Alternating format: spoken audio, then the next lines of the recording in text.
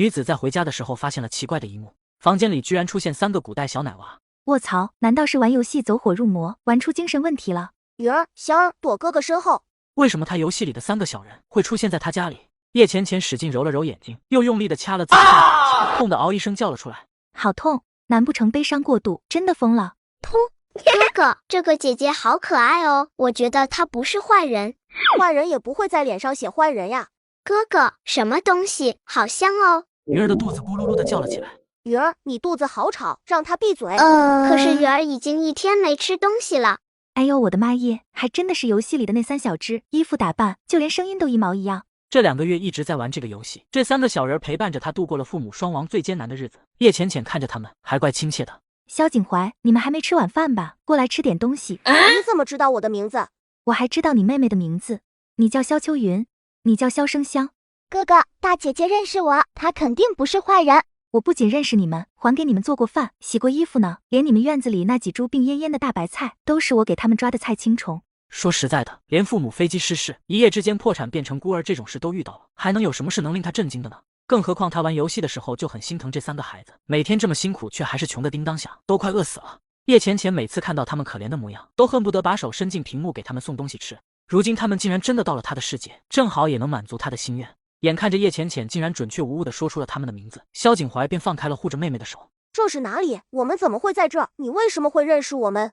叶浅浅摇了摇头，老实说，她也很奇怪，为什么游戏里的小人突然出现在了现实世界。正在头疼怎么向这3小只解释，咕噜噜的声音再次响起。叶浅浅抬头，就见3人小脸红扑扑的，一副窘迫的模样。来来来，不说了，先吃点东西。叶浅浅说着，把肯德基分给3个孩子，3人软乎乎的小手捧着蛋挞，瞪大了眼，有些不知所措的看着叶浅浅。云儿没忍住，张开嘴咬了一口，豆大的泪珠登时从眼眶滑落。哎，你怎么哭了呀？好吃，好好吃。姐姐，鱼儿好久没吃过这么好吃的东西了。这是什么？真的好好吃。2人眼泪汪汪的抱着蛋挞，嘟着张小脸，一边吃一边哭。叶浅浅看着这一幕，又好笑又有些心酸。哥哥你怎么不吃呀？你快吃，这个真的好好吃。他把蛋挞分成2半递给2个妹妹。哥哥不饿，你们先吃吧。哥哥吃，哥哥今天一直在干活，都没有吃东西，怎么会不饿？叶浅浅看着这一幕，鼻子都有些酸酸的。你们是怎么过来的呀？因为家里没有米了，我们在门口等叔叔带东西给我们吃，然后院子里就突然出现了一扇门，我们打开门进去，就到你这里了。果然是空间。他心想，自己怎么着也算是看过几本网文小说的，以他的经验来看，这3小只的院子应该属于一个空间。而他这个单身公寓不知道怎么回事，和游戏空间连通了，这才导致他们来了自己的世界。那你们还能再回去吗？可以呀，我们已经来来回回试过很多次了。没等叶浅浅惊讶，香儿就蹬着腿从椅子上蹦下来，要给他演示。就见香儿走到某个位置，唰的一下，一个大活人就给消失了。又是一瞬间的功夫，香儿又回到了公寓里。还真是空间啊！叶浅浅转过头，看到萧景怀在一旁一声不吭。他只吃完了1个蛋挞，就把汉堡和鸡腿放下了，还小心翼翼地包了起来。小怀，你是不喜欢吃吗？不是的，姐姐，你给的东西很好吃，但是我现在已经吃饱了。吃饱了，就这么点东西？香儿和云儿都吃了那么多，萧景怀比他们大，又是个正在长身体的小男孩，饭量怎么可能会这么小？小怀，你要是不喜欢的话，就告诉姐姐，姐姐再给你买点别的东西吃。姐姐，你别生气，我没有不喜欢吃，我只是想把这些带回去给长龙叔叔和华平姐姐吃。听到萧景怀这着急的解释，叶浅浅愣了愣，他突然想起来，游戏里好像是有那么2个大人在院子里照顾着这3小只来着。他努力回忆了一下，那2个大人是一男一女，也是面黄肌瘦的，每天辛苦地早出晚归，算是跟这3小只相依为命了。至于其他的，叶浅浅实在是想不起什么来了，因此几乎他每次上线的时候，都会完美的错过2个大人在的时候，只能见到留在家里的3小只，以至于叶浅浅差点都忽略了2个大人的存在。3个小家伙在他眼里一直是跟孤儿差不多的。这仔仔也太乖太懂事了。没事，放心吃吧，不够还有。对了，我家里还有挺多大米的，等下你们走的时候带一些回去，就不用经常挨饿了。那怎么行？姐姐已经给了我们这么多吃的，我们怎么能再要你的米呢？对，我们不能要姐姐的大米。长龙叔叔和华平姐姐教过我们，无功不受禄，我们不能随便拿别人家的东西。没事，反正家里那么多米，我也吃不完，不如就给你们带回去吃，也省得浪费了吗？3小指闻言，眨巴着大大的眼睛，面面相觑。大米也会吃不完吗？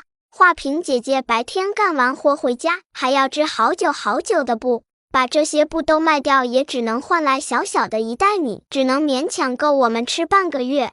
长龙叔叔每天工作也很辛苦，早出晚归的也只能赚到一点点钱。两个大人每天都这么辛苦了，他们却还是经常饥肠辘辘的，有时候还会断粮。在三小只眼里，大米是绝对不会吃不完的，仙女姐姐一定是在骗他们。想到这，三个小家伙更加坚决地摇头。不行，姐姐赚钱买大米一定很辛苦，我们不能要姐姐的大米。三小只看到这么多白花花的大米，眼睛都快看直了，他们目瞪口呆的。姐姐，你好厉害，你真的是仙女啊！看，我没骗你们吧？这些大米我真的吃不完，你们一会儿就把这些大米全都带回去吧。三小只再次瞪大了眼，全部带走。姐姐，这么多大米，真的全部都给我们吗？当然了，姐姐可不会骗你们。太好了，那你们把大米带回去吧。临走前，三小只有些依依不舍地看他。姐姐再见，我们要回去了。他们虽然不想这么快就跟仙女姐姐分别，但是他们待了这么久，再不回去，长龙叔叔和画屏姐姐该担心了。姐姐，我们一定会想你的。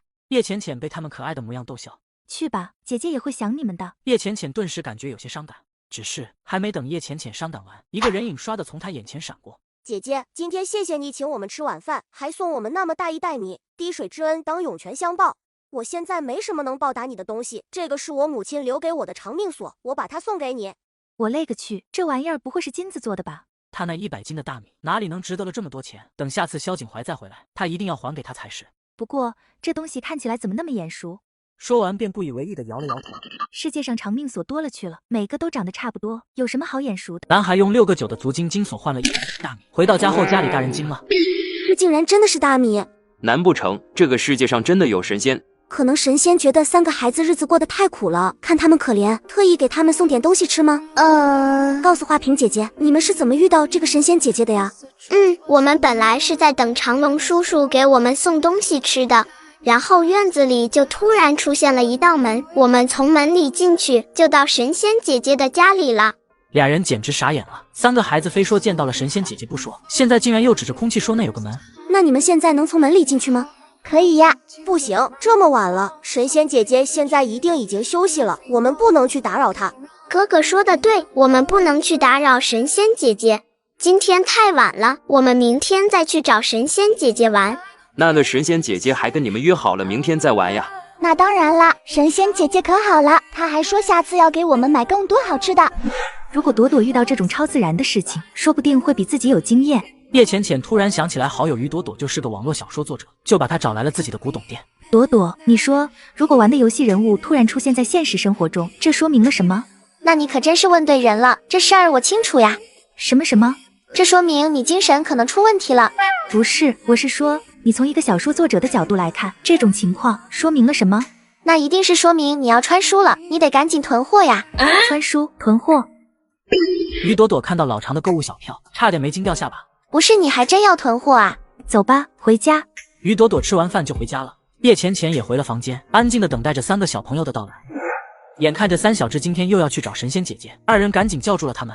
长龙想了想，给3小只手里塞了2块玉石，这石头还是他在矿场上挖的，不值什么钱。有时候挖到这种亮晶晶的石头，他也会自己留着，回来逗3个孩子开心。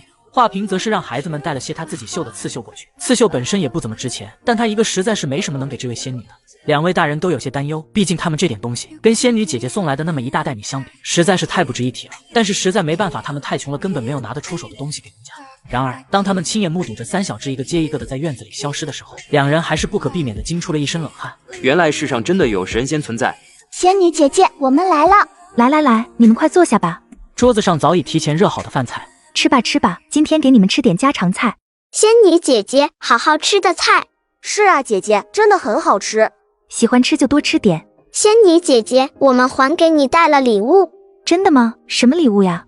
他心里美滋滋的，游戏里养的娃就是好，还知道给他带礼物。虽然知道大概率是小孩子玩的一些小玩意儿，他也还是很开心。3小只把带来的大包小包拿了出来，当着叶浅浅的面打开。长龙叔叔说了，仙女都喜欢这种亮晶晶的东西，姐姐一定会喜欢。叶浅浅原本还带着笑，但当看清楚包袱里的东西后，笑容就彻底僵在了脸上。她简直都要被包袱里的东西闪瞎眼了。这包里装的哪里是什么小孩子玩的小玩意儿，而是2块像啤酒瓶子一样大的帝王绿翡翠。我靠，这可是玻璃种帝王绿翡翠啊！他记得他妈当时就一直想买一个玻璃种翡翠，但到最后都没能买到一个。之前香港有一场拍卖会上，就有一款玻璃种翡翠玉镯卖出了2个亿的高价。他们家当时虽然有钱，却也没到拿2个亿出来买一个镯子的地步。平时他妈虽然喜欢收藏这些翡翠，买回来的也都是有瑕疵的，只不过虽然有瑕疵，那些翡翠几乎也都是100万以上的价格。可惜后来他家破产，他爸妈又失踪了，一群不知道打哪来的亲戚一哄而上，直接把那些翡翠全给抢走了。这3个孩子别是把家里的传家宝给拿过来了？乖，你们快把这些翡翠拿回去吧，一会家里大人发现了，肯定会生气的。他都不敢想游戏里那2个大人要是发现这翡翠不见了会有多生气，那不得大发雷霆啊！为什么要拿回去呀？这种东西你们也敢带出来，真的不怕家里大人生气吗？他一边说还一边心想，这3个孩子也太天真了，什么东西都敢往外面拿，也幸好是他拾金不昧，这要是换个人，不得把这翡翠给骗走啊！可是这个就是长龙叔叔和画屏姐姐让我们送给你的礼物啊！叶浅浅一听这话，彻底傻眼了，礼物送给他的？怎么了，姐姐？你是不是不喜欢这个礼物呀？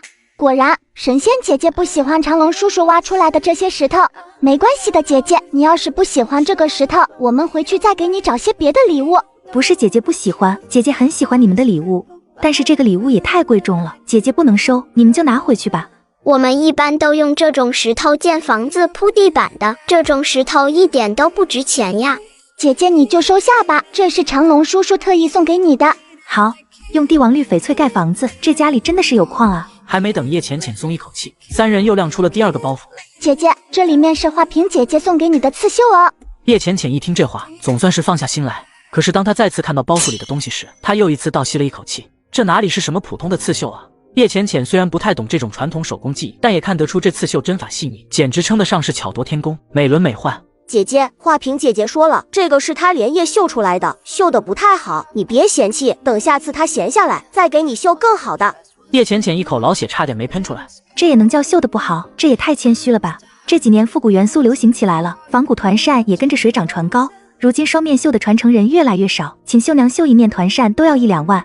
3小只带回来的这面，怎么说也算是古董了，市场价至少也在10几20万。你放心吧，姐姐，画屏姐姐经常做刺绣，肯定能绣出你喜欢的团扇。不用了，不用了，我挺喜欢这个的。3小只说这些玉石在他们那边都是用来盖房子的，双面绣团扇也很常见，既然在他们那边并不值钱，这样收起礼物来还能少点心理负担。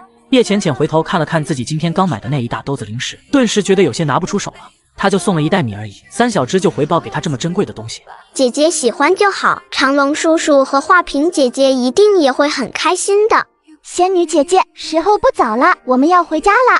姐姐还给你们准备了衣服，还给你们买了很多零食。3小只听到有新衣服，纷纷惊得瞪大了眼。在他们那边，一套成衣的价格可不低，他们也不想加重2个大人的负担。姐姐，这个真的是送给我们的吗？当然了，这个是买给你们的衣服，你们在这里洗完澡换上衣服再回去吧。姐姐，我们不能在这洗澡，我们身上很脏，会把这里弄脏的。对呀，我们身上这么脏，不能在姐姐这么干净的地方洗澡。这3个小家伙也太懂事了，不用担心，不会弄脏的。3小只面面相觑，都有些犹豫。浴室里的东西对他们来说太新鲜了，但是他们也很想洗完澡快点穿上新衣服。毕竟是3个小孩子，最后还是没能抵挡住诱惑，去洗了澡。叶浅浅在手机上查了古代繁体字的写法，一笔一画的写。你们好，在那边有什么需要帮忙的地方吗？你们送给我的翡翠和团扇很珍贵，我很喜欢。如果你们在那边有什么事需要帮忙，尽管告诉我，我一定尽我所能帮助你们。他们2个给他送了那么珍贵的东西，他心里总有些过意不去。不管这些东西在他们那边是否珍贵，他都应该有回报才是。叶浅浅把那个长命锁挂在了萧景怀脖子上，表情严肃地叮嘱他：小怀，这个东西我不能收，你拿回去吧。今后一定要把它保护好，不能再把它随随便便给其他人了，知道吗？姐姐，这个长命锁是我娘亲留给我的。正因为是你娘亲留给你的，就更不能随随便便给别人了呀。可是我娘亲早就死了。仙女姐姐，大家都说娘亲是被我们害死的，父王也这么觉得，所以父王讨厌我们，从来都不来看我们。难道3小只是某个王爷养在外面的外室所生，才过得这么凄惨吗？你们的爹爹是王爷吗？不是的，我们的爹爹是皇帝。啊，皇帝？他玩这个游戏的时间也不短了。这3个小崽崽在游戏里面一直跟流浪汉似的，怎么突然摇身一变，变成皇帝的孩子了？不是，这游戏设定也太离谱了吧？那你们现在住的是什么地方呀？冷宫。冷宫。3只古代小萌娃在给菜地浇水的时候，发现了奇怪的一幕，院子里竟凭空出现了一扇门。他们好奇地打开门走进去，门的另一边居然有一个漂亮的神仙姐姐。从此以后，家里每天都会多出一些奇奇怪怪的东西。更奇怪的是，今日还多了一张纸，上面还写着他们认不全的字。画屏姐姐，仙女姐姐到底说了什么呀？仙女姐姐说咱们送的礼物很贵重，她很喜欢，如果有什么困难，她都可以帮我们。他们一点都不觉得自己送去的礼物有多贵重，就2个破石头和1个刺绣，有什么贵重的呀？都是仙女姐姐心善，看他们日子过得苦，还愿意帮助他们。孩子们这次呀，是真的遇到神仙了。几个人把叶浅浅送来的东西都收拾了一下，肉、菜、零食、水果。2人在厨房里忙活了好一会儿，忙活完一出门，就看到香儿和云儿已经走了，就剩下萧景怀一个人愣愣地站在院子里，手里还拿着一个长命锁。阿怀，你在这想什么呢？长龙叔叔，画屏姐姐，仙女姐姐不喜欢我的长命锁，她把这个还给我了。他说着，语气有些郁闷。为什么叔叔和姐姐送的东西仙女姐姐都收了，却不收她的长命锁？你把这个长命锁送给仙女姐姐了？仙女姐姐送给我们那么大一袋大米，我也想送她点礼物，可是我没有什么值钱的东西，只能把这个长命锁送给她了。阿怀，这可是娘娘留给你的长命锁，你怎么能随随便便送给别人呢？就算是要送，也该是我们送，你一个小孩子不用送的，知道吗？可是我喜欢仙女姐姐，我觉得仙女姐姐对我们比娘亲对我们还要好。萧景怀很小的时候，他们娘娘就死了，现在的萧景怀竟然对娘娘都没什么印象了。不是的，娘娘很喜欢你的。萧景怀诧异的抬头，这个长命锁原本是娘娘的，上面刻着娘娘的名字，后来她把自己的名字融了，这才刻上了你的，就是为了保你平安的，你可一定要好好留着呀。他说着说着，眼眶都有些泛红。他们娘娘的孩子，如今竟然就过着这样的苦日子，为了换一袋大米，竟然都把这么重要的长命锁给送出去了。萧景怀闻言愣住了，原来娘亲对自己这么好吗？他心里却真的一点印象都没有了。我知道了，画屏姐姐，我一定会好好保护她的。哎，如果娘娘还活着，看到3个孩子过得这么苦，肯定是不会原谅。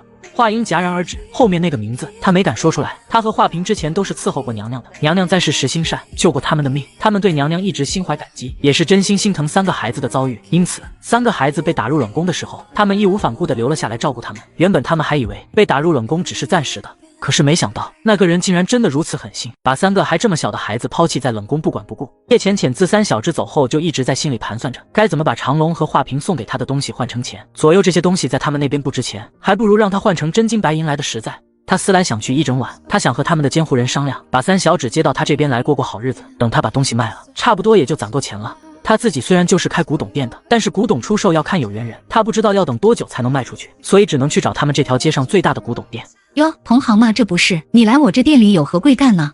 我来是想卖个东西。你自己不也是卖古董的吗？怎么还要卖东西给我呢？这不是我这店太小了吗？又没有什么人来，我看您这店这么大，东西又多，这才想着来您这把东西卖了。你要卖给我什么好东西？拿出来看看吧。叶浅浅把那面双面绣团扇拿了出来，他从事古董行业这么多年，经手的古代服饰古着不在少数，像那些宋代清代的衣服手帕什么的，虽说时代久远，价值确实很高，但是却卖不了多少钱。就卖这个扇子？对，这个扇子是我爸留下来的。叶浅浅随便编了个理由，这团扇没什么特别的，一般也就卖个3、4万吧，还得看有没有人要啊。不过我这边有一个专门收集古代服饰的女老板，她最近正好缺一把双面绣团扇。这样吧，我给你加个价，5、6万收了。5、6万，这价格也太低了点。她以前好歹也是个千金大小姐，买个包都得5、6万了。算了，只能卖5、6万的话，我还是自己留着好了。